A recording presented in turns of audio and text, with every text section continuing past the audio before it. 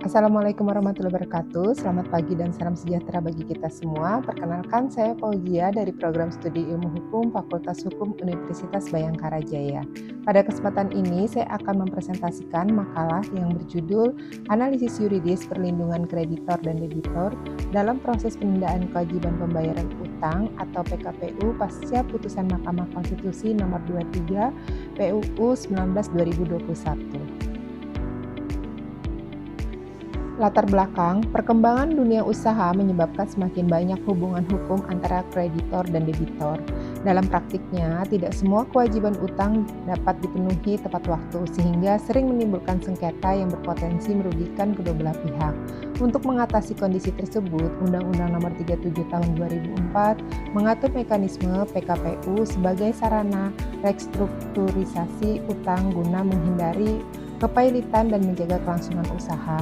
Namun, sebelum putusan Mahkamah Konstitusi Nomor 23, putusan PKPU bersifat final dan tidak dapat diajukan upaya hukum. Kondisi ini menimbulkan pertanyaan, apakah perlindungan hukum bagi kreditor dan debitor telah berjalan secara seimbang? Rumusan masalah. Berdasarkan latar belakang tersebut, penelitian ini merumuskan 3 permasalahan. Pertama, bagaimana pengaturan perlindungan hukum kreditor dan debitor dalam proses PKPU menurut Undang-Undang Nomor 37 Tahun 2004. Kedua, bagaimana pertimbangan hukum Mahkamah Konstitusi dalam putusan Nomor 23 Tahun 2021. Dan ketiga, bagaimana implikasi yuridis putusan tersebut terhadap perlindungan hukum kreditor dan debitor dalam proses PKPU di Indonesia. Pengaturan hukum PKPU. PKPU diatur dalam Undang-Undang Nomor 37 Tahun 2004 tentang kepailitan dan PKPU. Tujuan utama PKPU adalah memberikan kesempatan kepada debitur untuk melakukan restrukturisasi utang sehingga tidak langsung dinyatakan pailit. Dalam mekanisme PKPU, debitur mengajukan rencana perdamaian kepada kreditor. Selanjutnya, para kreditor melakukan voting untuk menentukan apakah rencana tersebut diterima atau ditolak. Apabila disetujui, usaha debitor dapat tetap berjalan. Namun, apabila ditolak, debitor berpotensi dinyatakan pailit. Dengan demikian, PKPU merupakan instrumen hukum yang berfungsi melindungi kepentingan kedua belah pihak. Kedudukan kreditor dalam PKPU. Dalam proses PKPU, kreditor memiliki peran yang sangat penting karena keberhasilan perdamaian ditentukan melalui mekanisme voting. Secara umum, terdapat 3 jenis kreditor, yaitu kreditor separatis, kreditor preferent, dan kreditor konkuren. Kreditor memiliki hak menghadiri rapat kreditor, menyampaikan pendapat, memberikan suara, serta memperoleh perlindungan terhadap hak tagihnya.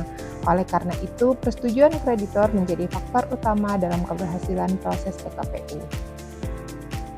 Kedudukan debitor dalam PKPU. Selain melindungi kreditor, PKPU juga memberikan perlindungan kepada debitor. Debitor memiliki hak untuk mengajukan permohonan PKPU, menyusun rencana perdamaian, dan melakukan restrukturisasi utang.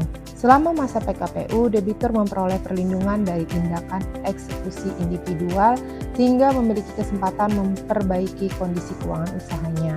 Prinsip ini dikenal sebagai prinsip going concern, yaitu menjaga keberlangsungan usaha yang masih memiliki prospek untuk dipertahankan.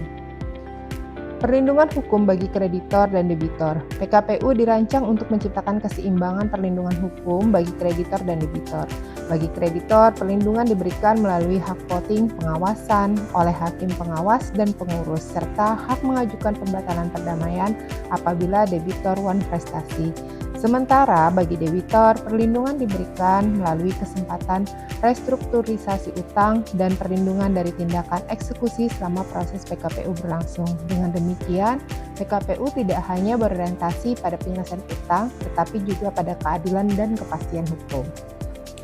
Latar belakang putusan MK Nomor 23 PUU 19/2021.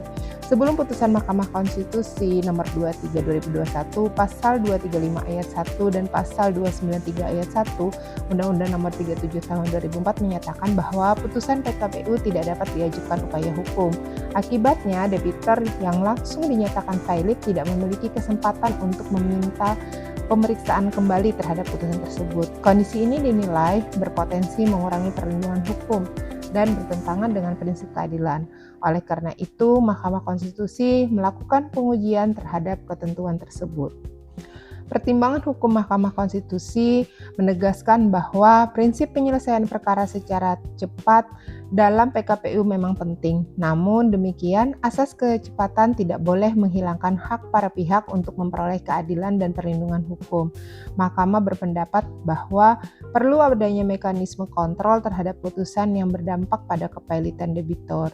Atas dasar tersebutlah, Mahkamah memberikan ruang bagi pengajuan kasasi dalam kondisi tertentu.